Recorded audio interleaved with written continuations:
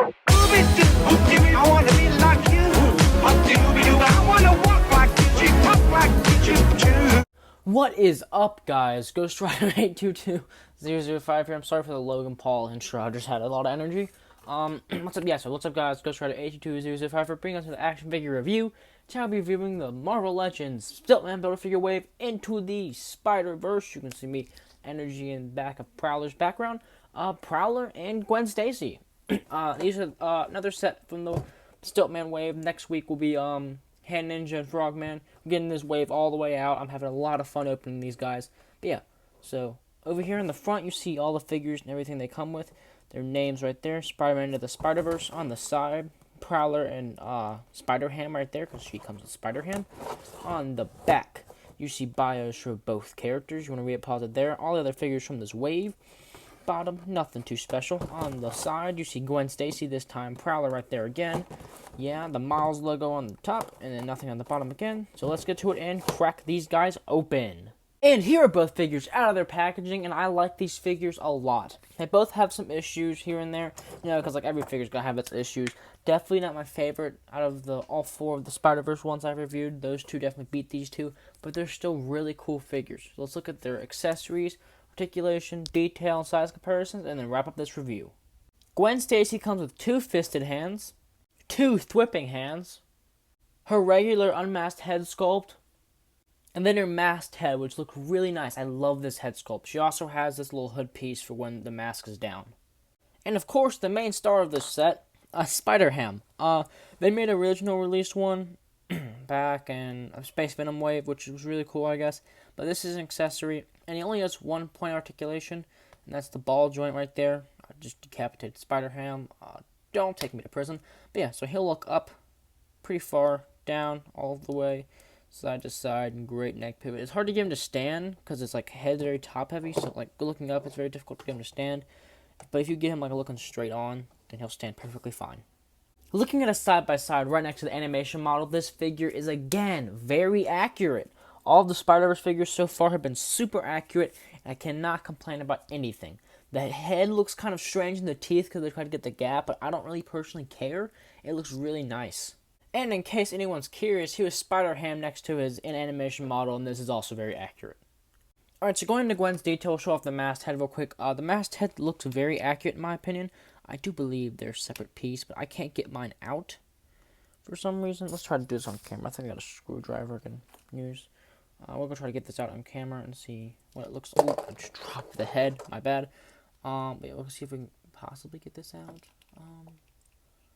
Yeah, you can get that out. Okay, that's sick. I didn't know you could do that. Yep, it's just a removable piece. Looks very cool. There is some paint. There's some pink coming. Oh, let me get the focus. There's some pink coming off right here, which is kind of sucks, but it's not a giant deal because mostly it's covered by the head, so that's not a big deal. But looking at Gwen herself, this head sculpt, oh, good lord, focus. This head sculpt looks really good. Very little, no complaints. Again, like I said, it looks like there is a gap right there, which the character has it. But I think the gap on this one's too large. I should have just kind of left it regular. But yeah, hair looks very nice. I wish we got 2 like head pieces, but it might have been a bit asking a bit much. Like one that's just like, you know, where she like Miles gets his hand stuck in her hair, and the other where it's like both sides are regular. That would have been cool. I would have really liked that, but it's not a big deal that we don't have it. Body looks pretty solid. These are sculpted on. I do believe the old version had theirs painted on, so that's different. No paint mishaps. There's a seam line. It's not really good in focus. And seam line right there, but it's not a big deal. Yeah, everything seems to be painted. Good lord, it's not focusing. Everything seems to be painted really fine. Yeah, no issues with paint at all. And I'm really liking this Gwen Stacy figure so far. Alright, going on articulation. I think both heads are pretty much the same, so we'll just go off this head. This head looks up pretty much all of the way. Looks down all of the way as well. She can rotate her head all the way around. She has pretty good neck pivot. It's nothing bad. Nothing like it's not ball peg. It's just left or right room in the head. Arms move outward all the way, down all the way around. Single jointed elbows, but they do bend past 90, so I don't care if my double jointed elbows can at least. If my single jointed elbows can get right here, I'm not mad about not having double jointed elbows. There is a swivel right there. Swivel at the hands, hinge in and out, and all hands do that. The only issue I have with articulation on this figure is the crunch, where at least mine doesn't go forward at all. It goes back a decent amount, but yeah, mine doesn't go forward at all. So if yours isn't like that, let me know. I can't go side to side and swivel. There's just kind of like this part right here will rotate there, but it also has a thigh cut. So I mean, like, it'll kick forward about that much. I guess it's because, like, regularly, like, without using that part, it only kicks forward about that much, which is kind of lacking. So I think it's to rotate out here and kick out more, which is I like. Back pretty far, outward definitely could be better, but I'm not too mad about it. Yeah, again, thigh cut, double jointed pinless knees, which I love. Pinless knees, they're so cool. Really just gives the figure a seamless look.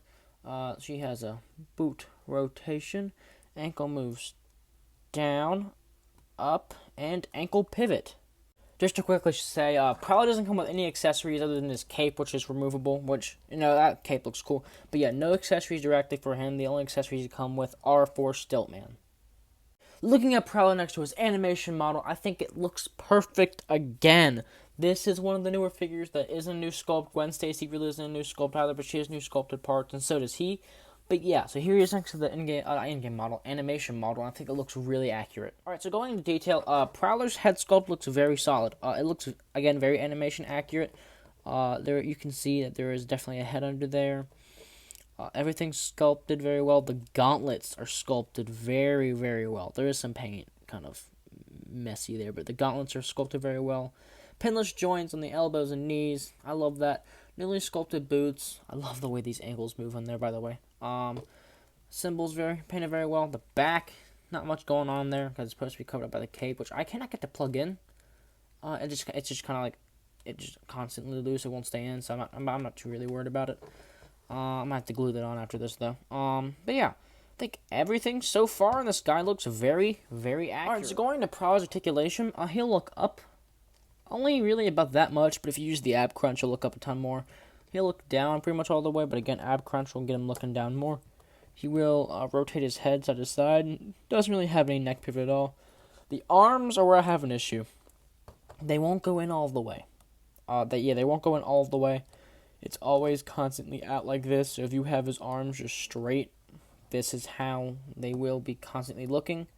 I usually have mine kind of like using the bicep swivel. Sorry, lost the word. To get it looking more natural. This cape will not plug in. That's really annoying. I'm gluing that after this. But yeah, so I usually like out. It looks kind of weird, but you like rotate the biceps a bit. It looks pretty normal. Speaking of the arms, move forward, back, outward, bicep swivel, double jointed elbows, wrist will swivel and hinge down and up for some reason. I do not understand why they did down and up. It should definitely be in and out, but I guess the ab crunch sucks. It only crunches that much, which I don't understand why. It's the Bucky Cat mold, and I've seen other Bucky Cat mold figures moving much more than this, so that's really unfortunate. Back a ton though. He will swivel. Legs will kick forward that much. Back about that much. Outward all of pretty a lot better than Spider-Gwen. He has a thigh cut. Double jointed pinless knees. Love those. Boot swivel. Ankles move down, up, and ankle pivot. Alright, so going into size comparisons, looking at their height first, you can see that Prowler is about 6.5 inches tall to the top of his cape. He's almost 7.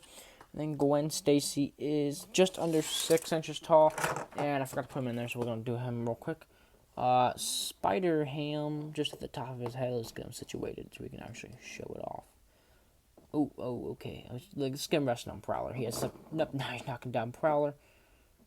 Spider-Ham stands to be just about... I'd say almost 3 inches tall. Here are both figures next to the Retro Wave Spider-Man. Here they are next to the two other figures from this wave that I've already reviewed, Peter Parker and Miles. Here they are next to Plo Koon. And finally, here they are next to a Clone Trooper and a hat.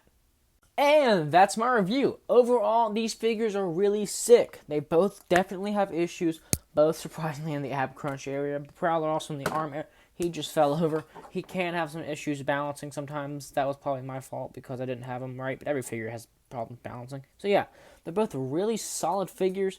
Prowler's definitely one of the weaker ones in the wave. Gwen's probably one of the weaker ones too, but I still love both of the figures to death. If you like this video to death, consider like, comment, and subscribe, and I'll catch you guys next time. Peace. I wanna be like you.